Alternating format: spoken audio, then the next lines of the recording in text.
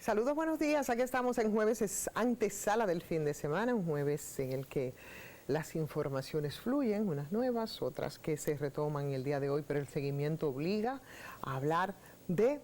Mira, hay tres temas que están ahí puestos y que son las informaciones del día, que van desde las cifras que ayer ofrecía el gobernador del Banco Central, el señor Valdés Albizu, el eterno gobernador del Banco Central que heredamos desde hace más de 20 años. Yo creo que incluso en los gobiernos de Joaquín Balaguer, aunque no al frente del Banco Central, bueno, pues como funcionario de esa entidad, venimos nosotros con este señor. Y las cifras que ayer arrojaban nos colocaban por encima incluso de las proyecciones que ofrece el Fondo Monetario Internacional en términos de crecimiento de República Dominicana con relación a los demás países de América Latina.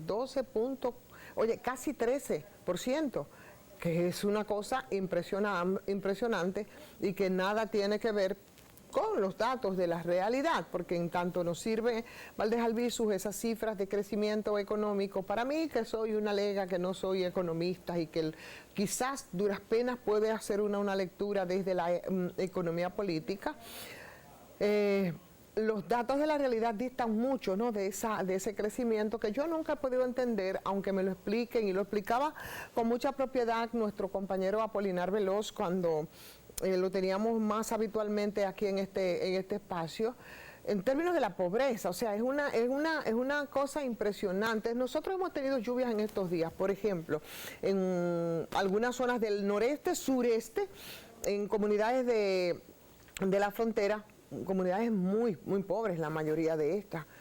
Otras no tanto, pero el impacto que han tenido esas lluvias en términos de desplazamiento de la gente, de derribo de viviendas, e incluso personas muertas, por supuesto que está asociado y vinculado al tema de la pobreza. Ya Oxfam en algún estudio hablaba de la vulnerabilidad de la vivienda aquí, que ronda por cerca del 71%, lo que significa que las limitaciones en un derecho que es fundamental, que es el derecho a la vivienda, pues es bastante notable y que está muy lejos de ese crecimiento que no entiendo cómo es que no impacta. ¿Cuál es el rejuego? ¿Cómo es que no impacta para hacer una distribución más equitativa de esas bonanzas nuestras, ¿no?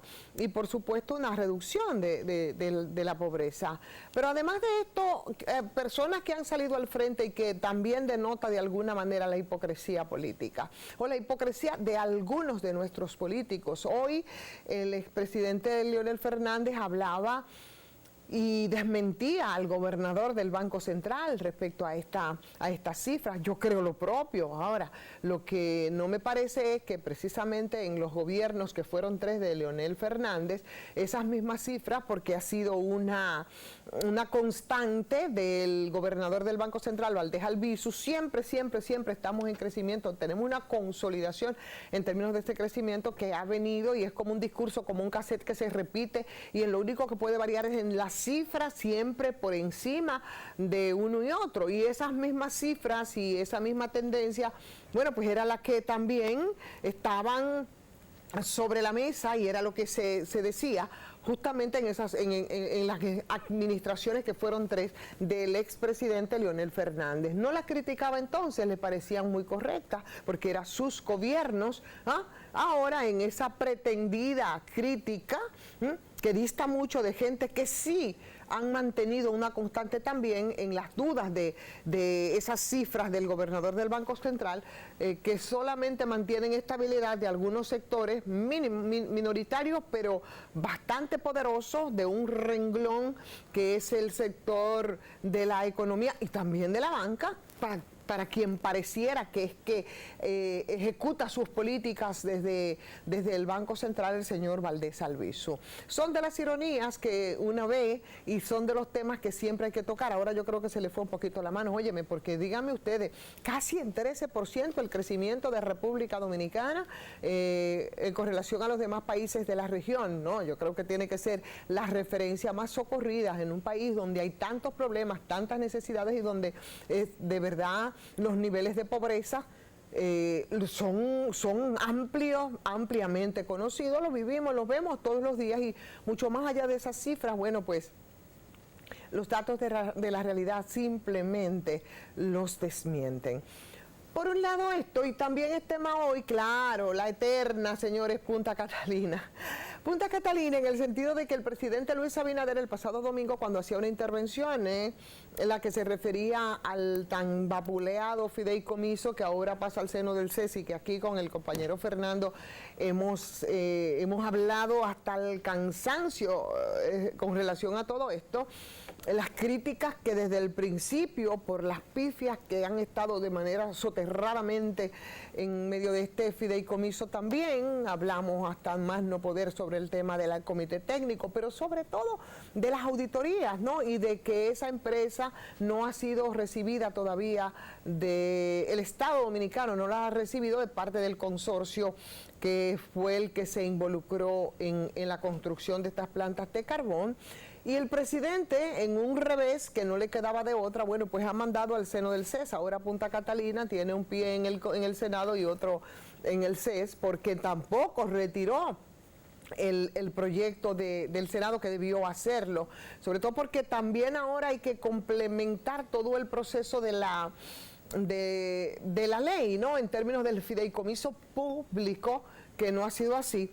Y refería las auditorías y hablaba de que había una auditoría técnica que se iba a dar a conocer, y en efecto, en el día de hoy, ayer más bien, el periódico, uno de los diarios de circulación, Prensa Escrita, pues publicaba los resultados de esa auditoría técnica, la que rápido, raudo y veloz salió hoy al frente el señor Jaime Aristi Escuder, ex administrador de Punta Catalina, y haciendo unas críticas terribles respecto a la veracidad también de esta auditoría, porque la verdad es que en medio de los traspiés que se ha dado en esta administración respecto a Punta Catalina y otros temas que tienen que ver con el sector eléctrico, se ha pretendido una especie de reivindicación a algo que, como repetimos permanentemente, no es otra cosa más que un cuerpo del delito.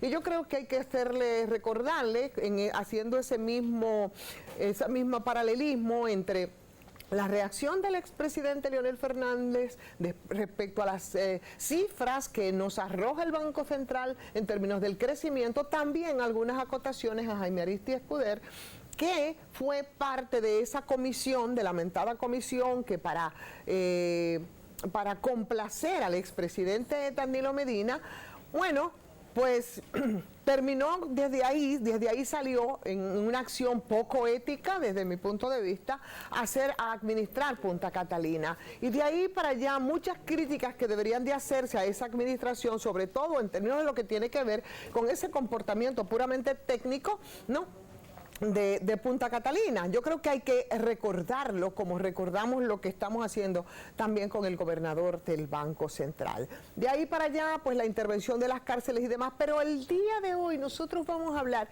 también, porque aquí todo pasa y se diluye y luego ya no se vuelve a referir más. Y estuvo muy de moda a partir de lo que pasó con el abusador de Baní. Ustedes recuerdan que la semana pasada la gente opinó hasta más no poder, desde la ignorancia de algunos y las limitaciones que tienen para entender algún tipo de comportamiento respecto a la violencia en sus diversas manifestaciones, no solo de género, sino entre las personas, en seres humanos. Pero aquí fue a una mujer que fue agredida por un accidente de tránsito y que después, según la gente a través de las redes, que aguanta todo, y por tanto Humberto Eco lo llama como imbecilidades a las que se le da una licencia para decir cualquier cosa, sin consultar, revictimizando en muchos casos. De Santa Área se ha dicho todo lo que se ha querido.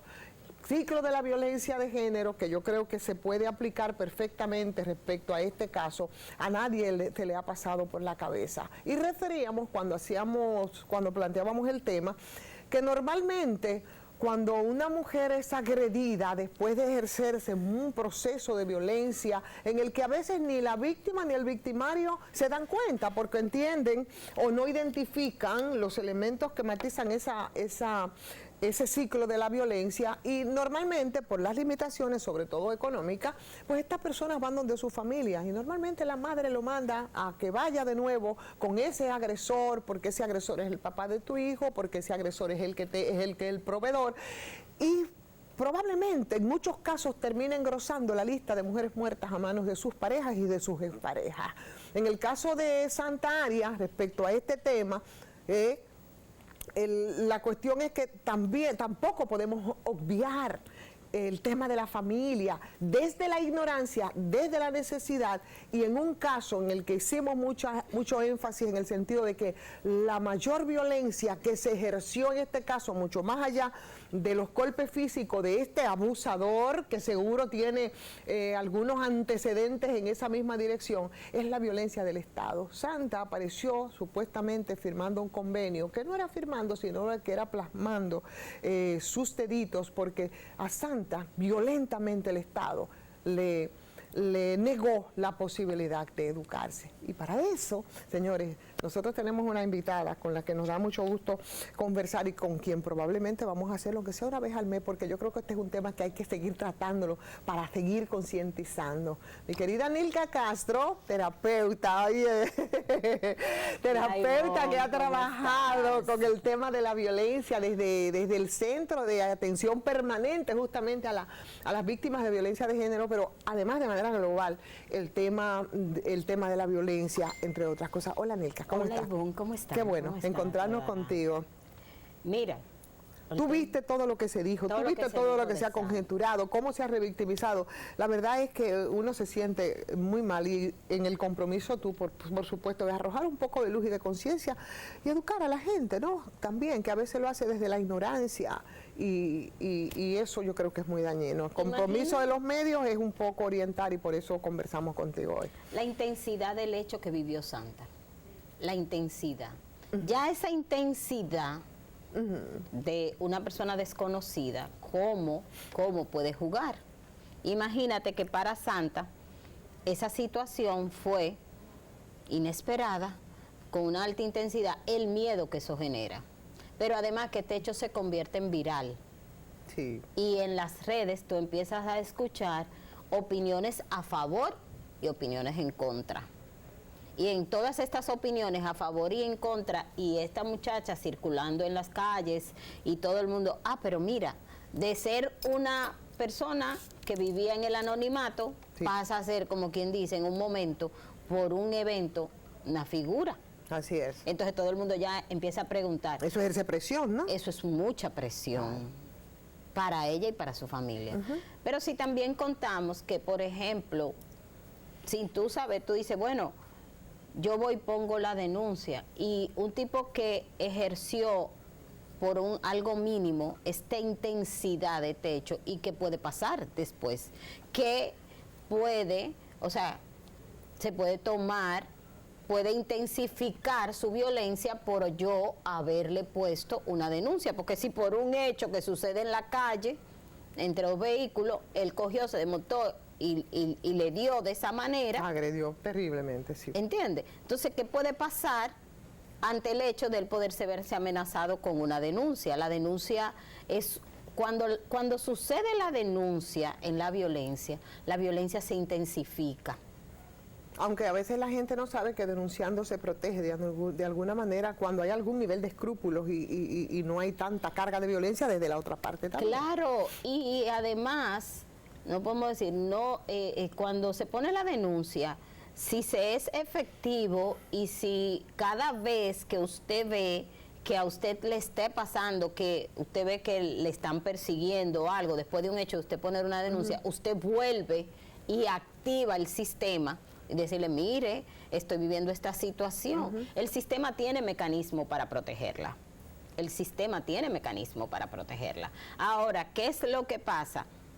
Que como hemos visto, sabemos que la justicia en nuestro país no es la que tiene la mejor cara, y la gente tiene mucho miedo de si verdaderamente me va a proteger o no, porque sabemos que han habido muchos desaciertos en muchos casos. Aquí hay dos elementos que se conjugan en este caso, lo que es puramente judicial, que inmediatamente salieron a decir, haciendo su papel, a lo que tienen todo derecho los abogados de la defensa, claro, en el sentido de que, bueno, si no hay lesiones permanentes, si tal o cual, se va a conocer la medida de coerción, pero eso se va a caer, no va a ser como se pretende frente al hecho como tal, que fue bochornoso y fue repudiable, ¿no? Por un lado, pero por el otro lado, entonces está la agresión misma, fue violencia contra esa mujer, Claro. y que incluso las amenazas, porque las casas de acogida desde el ministerio tuvieron a Santa durante una semana. Yo no sé hasta dónde fue el nivel de acompañamiento en Nilka, pero aquí el asunto es precisamente yo pienso, es tan alegremente como empezaron a juzgar, y por qué a la gente no se le ocurrió otra cosa.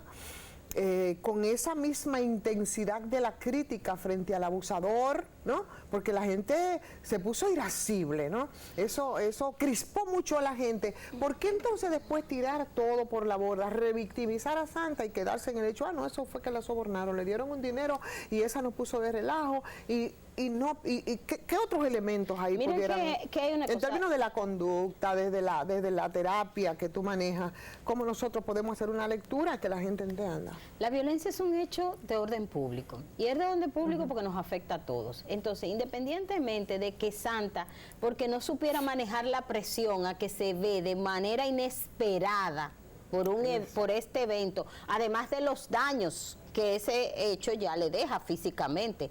Tú que estás, por ejemplo, que puedes quedar, aunque sean secuelas que no sean permanentes.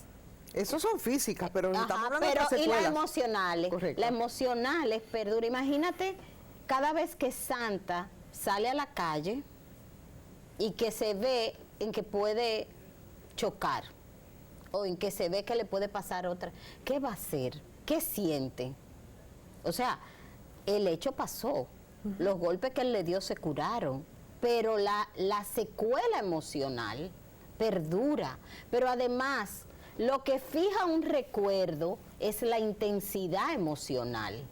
Imagínate la intensidad emocional de algo inesperado que a ti te pasa en la calle, de alguien y coge y te estrella. ¿Entiendes? Esta persona que le estrelló contra el pavimento de una bofetada, ¿cómo queda en ella ese recuerdo? Pero además... Y el temor, sobre todo. El miedo que eso da. Pero además, cuando tú tienes una ciudadanía, que es cierto que hay mucha gente que te está apoyando, pero también hay mucha gente que lo que está en el morbo, de que cuando te ve lo que quiere saber, lo que quiere preguntarte, y si hay otros detalles, y la gente que empieza a hablar y cuidado si pasó algo más que no está grabado. ¿Tú entiendes? Todo eso que acontece alrededor de un hecho. Entonces, después de una intensidad emocional como la que vivió Santa tiene que ser tratada, tiene que ser acompañada, porque hay que ver, intervenida, porque hay que ver cuáles son los recursos emocionales con lo que cuenta Santa para poder Santa afrontar un hecho como este. ¿Entiende? Porque no a todas las personas este hecho le va a afectar de la misma manera. ¿Cuál es su red de apoyo? ¿Su familia? ¿Tiene Santa una buena red de apoyo? ¿Ha tenido Santa una vida con cierto nivel de estabilidad que le permita tener recursos emocionales para poder enfrentar este hecho y entender que ella no hizo nada, que simplemente la responsabilidad recae sobre el agresor, sobre quien la agredió, y que no depende de si ella chocó o no? ¿Entiendes? Todos estos Pero elementos. además una persona que parecería que también maneja algún nivel de poder, porque no es normal que en una policía tan eficiente, que en este caso debo entrecomillar, tenga que durar 14 días para atrapar a este susodicho abusador, que es el abusador de Baní. 14 días para poder... Demasiados evidentemente días. que era una persona que estaba siendo protegida, y si estaba siendo protegida es porque tiene niveles de poder, y eso también es un elemento que Entonces, pudiera pesar, ¿no? Imagínate para esa familia. Nosotros vivimos aquí en Santo Domingo y tal vez nosotros no conocemos la realidad de lo que sucede en Baní, pero en ese pueblo que mucha gente conocía al abusador, ¿verdad? Que mucha gente también sabe de la desprotección tal vez de Santa. ¿Entiendes? Lo que esa dinámica genera entre yo desprotegida, mi familia sabiendo que yo estoy desprotegida y yo misma sabiendo que estoy desprotegida, porque ya el mismo hecho de que Santa no haya tenido la oportunidad de educarse, ya eso nos dice, nos da una información. Claro. Ya eso no está dando una información de Santa y de su contexto. ¿Entiendes? Correcto. Entonces, este caballero, el abusador, ¿entiende? Todo lo que él puede haber manejado. Y cómo la vulnerabilidad que siente esta familia. Y cómo seguir con la denuncia. Es como yo me estoy exponiendo a que me sigan pasando. ¿Sabes qué? A que me siga pasando cosas. Entonces, muchas veces en la violencia que se da, que es lo mismo que pasa, por ejemplo, en la violencia intrafamiliar, en la violencia de la pareja, que mucha gente dice, pero ella desestimó. Sí, ella desestimó porque la presión es mucha, pero en el tema de la violencia intrafamiliar vemos que también esta relación, este vínculo con todas estas personas también te genera una presión, y la presión juega de manera adversa, porque además de que tú estás viviendo los hechos que te han llevado a poner la denuncia, que son hechos de dolor, también tienes que vivir el cuestionamiento y la presión. Que probablemente si eso no es un video que alguien graba, que se hace viral, que llena de impotencia a la gente, el asunto se queda así. Quiero, antes de irnos a la pausa, dejar al aire dos inquietudes para conversarla contigo a la vuelta. ¿Es válida la comparación que hacíamos respecto al tema del ciclo de la violencia con relación a este caso, a la influencia de la familia, igual con las mismas limitaciones en términos de un entendimiento del problema? Y lo otro, ¿cómo nosotros podemos identificar o ver ese comportamiento de la gente? Es también desde el mismo tema de la ignorancia y el morbo, que solo se limitó a decir, ah no, se transó, ah no, cogió unos cuartos, nos puso de relajo, y empezaron a revictimizar a Santa, que no es más que una expresión de la situación de muchas mujeres y de muchos seres humanos en nuestro país. Hay elementos para la reflexión a la vuelta, Nilka. Vámonos de un prontito a la pausa. ¿Está bien? Y regresamos de una vez.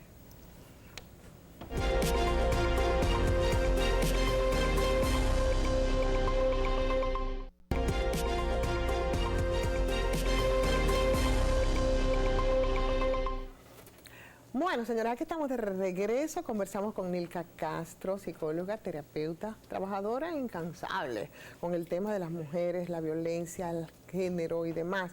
Y hoy, de verdad, desde la impotencia, no lo voy a negar, yo quería, te convocaba, Nilka, para hablar precisamente de ese fenómeno, ¿no? El fenómeno de Santa Aria como punto de partida, pero más bien para ver toda la situación que esto puede generar, en el sentido de que quizás lo que ha pasado no refuerza de alguna manera también esas conductas agresivas hacia quienes entienden que son más débiles, uno.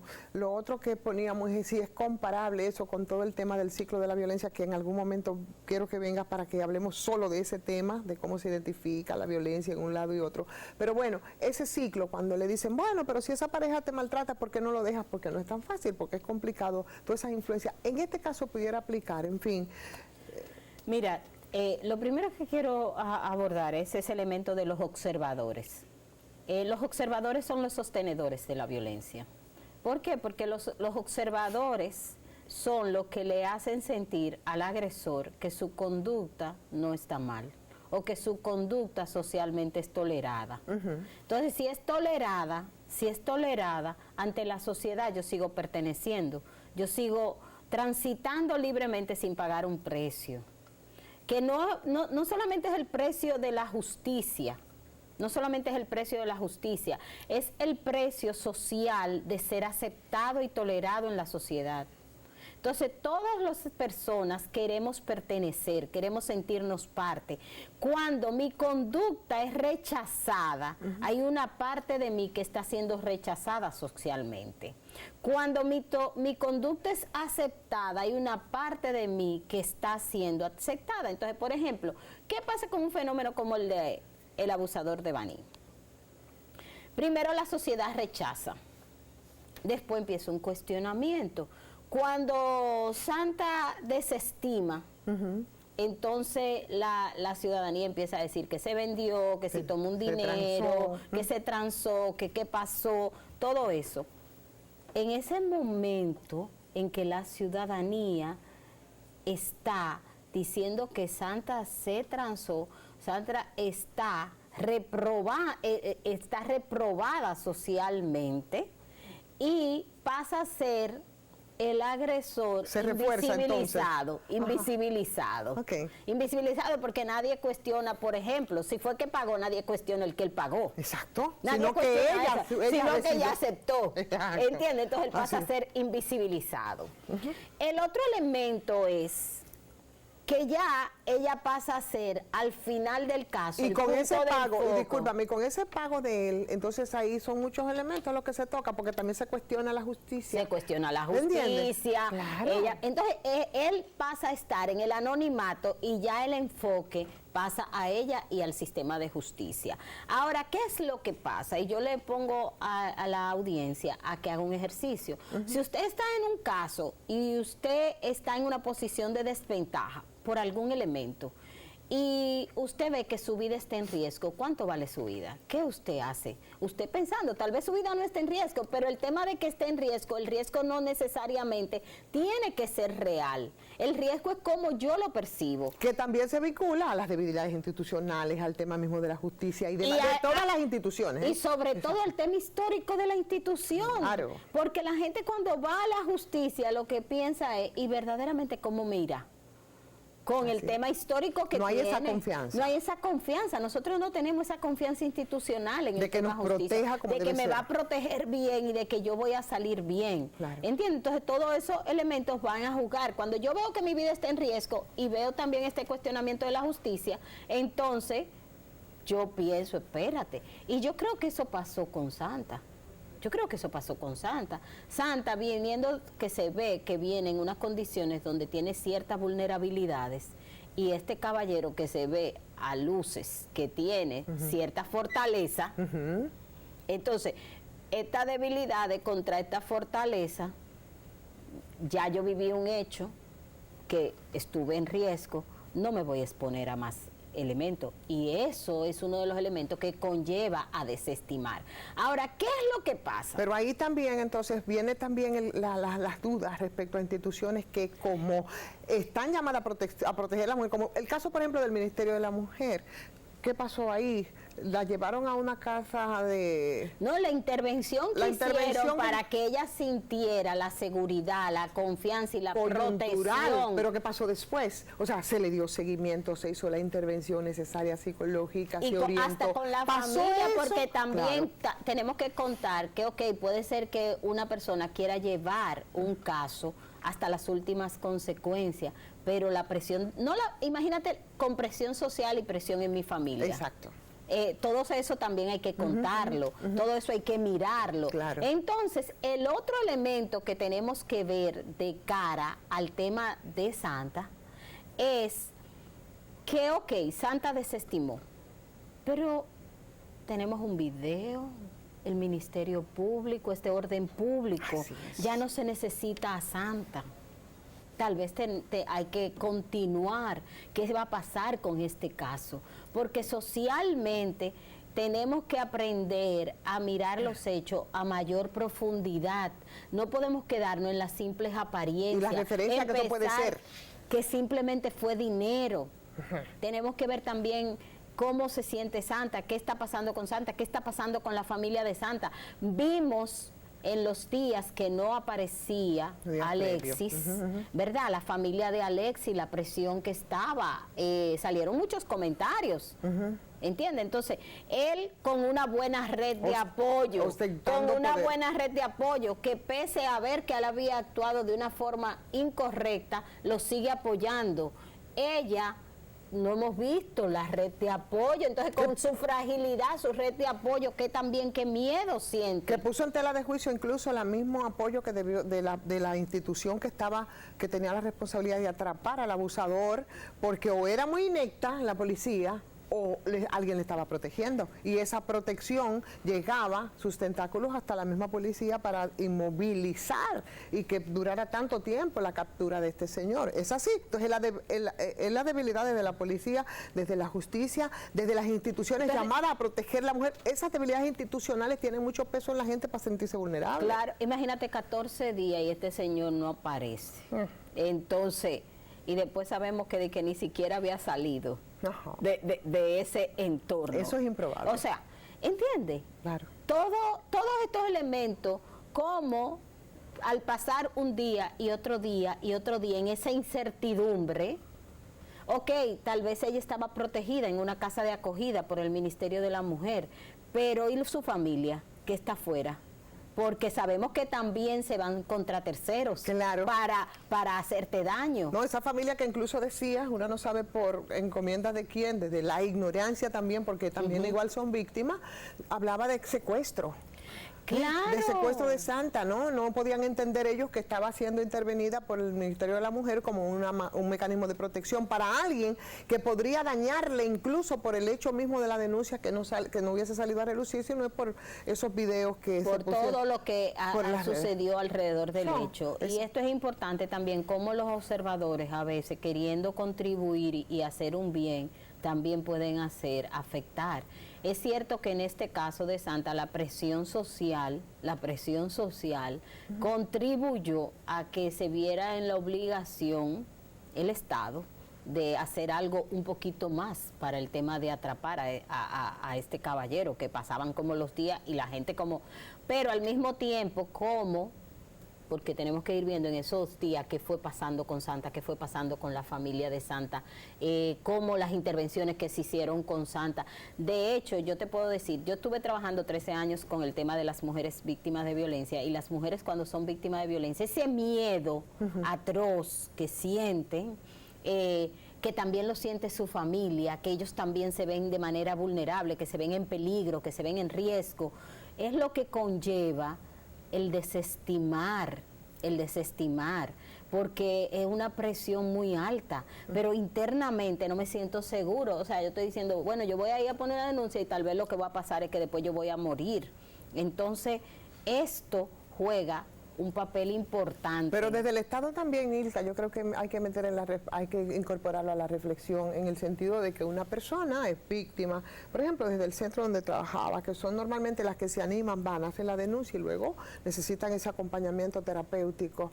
Y ok, se le da el acompañamiento terapéutico, pero no es una persona que se te va a meter en una casa de acogida, es una persona que tiene una vida, que tiene responsabilidades económicas, que cómo las va a suplir, y eso igual las vulnera mucho más allá de la terapia. Entonces, ¿cuál es la protección que desde el Estado para incorporarla a los medios de producción, a ser una persona con niveles de independencia, por ejemplo?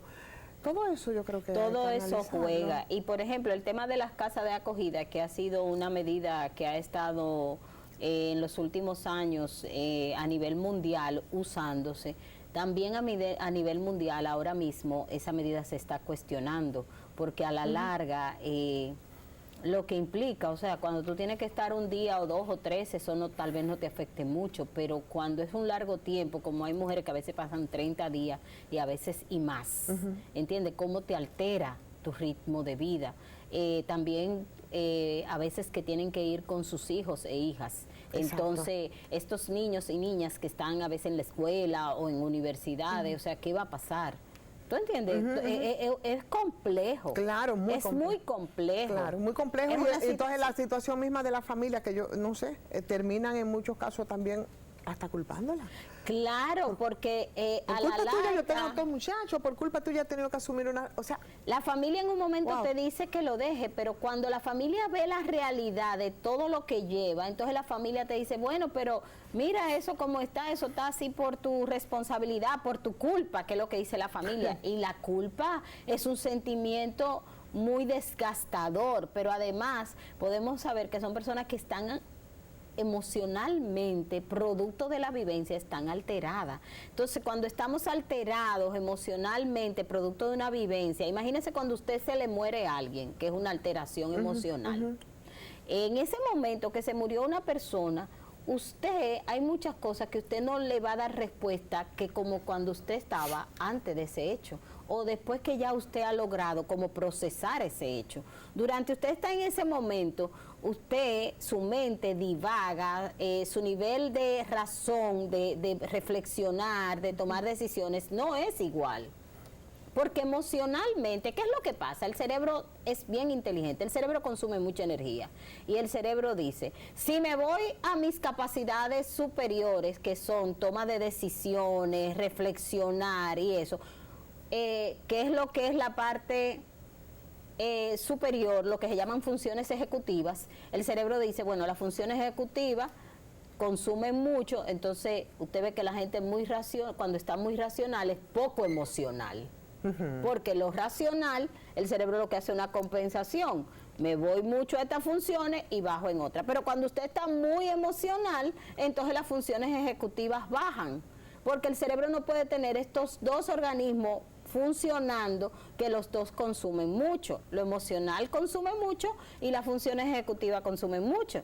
Entonces el cerebro lo que hace es aplicarlo entonces a la cotidianidad de una persona o de personas que como el caso que nos está ocupando a nosotros en este momento, óyeme, sabemos las limitaciones precisamente de tipo educativo, ¿cómo nosotros podemos pedir que puedan entender ese fenómeno? Entiende, entonces esos factores, si yo estoy, cualquier ser humano que esté muy activado emocionalmente, sus decisiones no van a ser las mejores, ¿entiende? Entonces, a la ciudadanía, el tema que juega es muy importante, porque cuando la ciudadanía se enfoca en quien tiene la responsabilidad del hecho, en este caso el agresor, ¿verdad?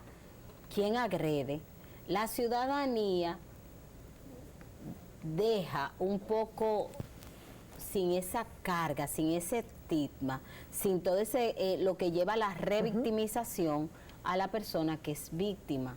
Pero si la ciudadanía, aunque rechace el hecho,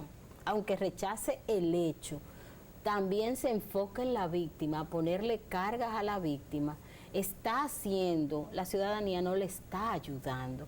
Y en cierto modo hace el hecho de manera, lo hace ambiguo. Entonces quien agrede no siente verdaderamente toda su responsabilidad.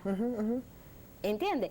Y esto es muy importante porque los observadores son los sostenedores de que la violencia permanezca. Los legitimadores, ellos lo legitiman y lo peor es que lo hacen también desde la ignorancia. Claro, claro. Sí. Entonces, yo digo una cosa, con la violencia a veces, si usted no sabe qué decir, es mejor, calle.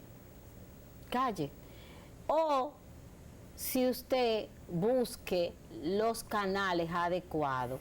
Mucha gente en días pasados, precisamente en un programa, hablaba del tema de los observadores y del tema de la responsabilidad. Y mucha gente dice, bueno, pero es que si usted busca ayudar, usted puede terminar también un problema. Sí, pero están los organismos, las instituciones a quienes usted puede solicitar ayuda para que intervengan de manera adecuada y para que hagan el proceso que se tiene que hacer. Y lo que la ciudadanía tiene que hacer es ser un elemento veedor de que los organismos que tienen que dar respuesta, den la respuesta totalmente coherente, porque el impacto del hecho de Alexis Sobresanta nos tocó a todos el que vio ese video le afectó. Pero aunque usted no haya visto el video, solamente de usted escuchar lo que pasó, ya eso tiene un impacto. Entonces, estamos nosotros y nosotras, los adultos, que podemos tomar decisiones y reflexionar sobre ese hecho. Pero, ¿y qué mensaje le estamos dando a nuestros niños, a nuestras niñas, a nuestros adolescentes? Pero ese impacto de ese video también tiene mucho que ver con la situación que se ha dado históricamente de maltrato a la mujer, claro, de violencia hacia la mujer, porque en ese momento lo que se vio fue un abusador frente a un ser vulnerable, pero también la gente lo asocia con los feminicidios, con las estadísticas de mujeres muertas a manos de un ex de pareja o expareja, no importa en este caso. es un ser que, Pero es que en la lógica de la gente es más frágil. Yo te voy a decir una cosa, ¿tú crees que eso que sucedió, si a Alexis le hubiera pasado eso con un caballero, ¿tú crees que él se hubiera desmontado y hecho eso que hizo? Absolutamente. O sea, ¿por qué él responde de esta forma? ¿Cuál es? Y la gente dice, no, pero que eso no fue pensado. No, eso no fue pensado porque ese mecanismo automatizado, de respuesta automatizada, está sustentado en las creencias, en los conceptos que tiene Alexis sobre lo que significan las mujeres. Entonces, ¿cuál es el significado que se tiene de la mujer en nuestra cultura? Así es. Óyeme, Nilka, de verdad, el tiempo se ha terminado, pero mira, estás comprometida porque la verdad, en estos días se va a hablar de muchas cosas, vamos a ir cuando nos vamos acercando a marzo, pero a mí me encantaría que nosotros hiciéramos algunas reflexiones respecto a todo eso. Primero, que es un caso para tratarlo, somos una sociedad violenta. Somos una sociedad violenta y tiene una explicación sociológica, antropológica, institucional, política, pero también desde la conducta la tiene. Y eso es un tema que me gustaría verlo contigo. Una sociedad profundamente violenta y eso también se le puede hacer esa lectura. El tema del ciclo de la violencia, que es algo que vamos a tratar, o sea que tú estás definitivamente comprometida a por lo menos cada 2 o 3 semanas, señores, venir aquí para que busquemos el punto crítico, no solamente en relación a la situación propia de la mujer y las cargas de violencia de todo tipo que tiene que asumir, sino la violencia en sentido general, el tema de la conducta. Y por supuesto, ¿qué pasa con la gente? ¿Qué pasa con la salud mental?